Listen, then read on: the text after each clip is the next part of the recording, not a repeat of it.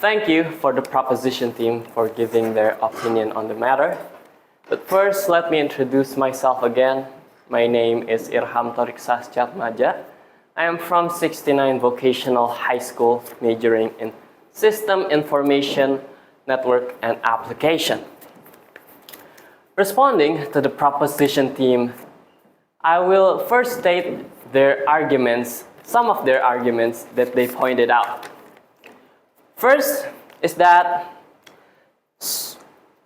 online activism is ineffective because of the echo chamber tendencies that social media algorithms tend to have, making content that are posted and engaged with are content that the user already like or supports, or in some cases, the user absolutely disagree with or absolutely hate, making them comment and engage regardless.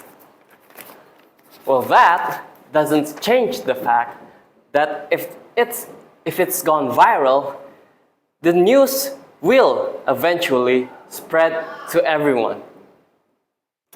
Take me as an example. Back then, I've never researched anything about the news.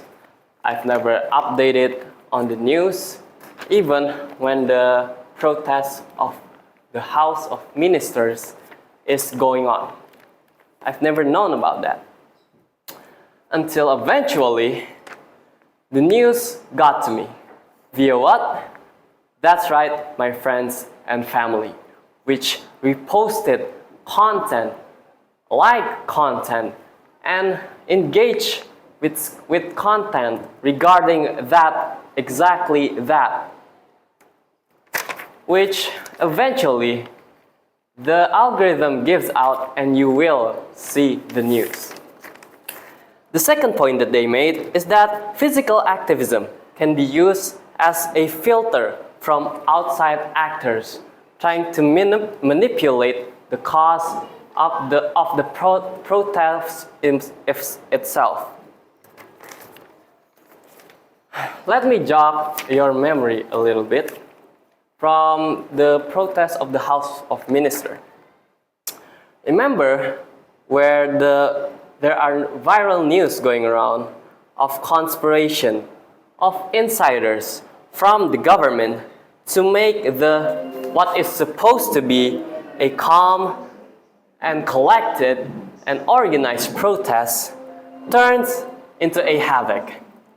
Public transport being burned down, minister's house being ransacked.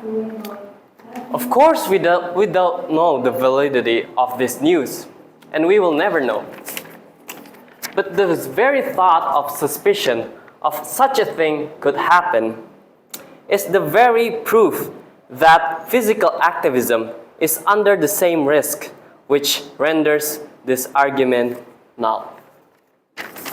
And the last point that they made is that the thought of physical activism is too dangerous and risky. People who already attend online activism makes presumption of that physical activities is too dangerous or risky. We agree that it doesn't necessarily mean that physical activism, is always dangerous and risky. But it also doesn't necessarily mean that online protesting is what made them do that. Online protesting is a form of support of gaining recognition for their cause. Take example, an influencer that is Ferry Irwandi. Ferry Irwandi started criticism online. When it comes down to it, he goes down to the street to actually do the real thing, to go down to the street and do physical activism. I would argue influencers such as Ferry Irwandi actually brings more fuel to the fire and brings more attention to the cause of the protests, whether it is online or on the streets.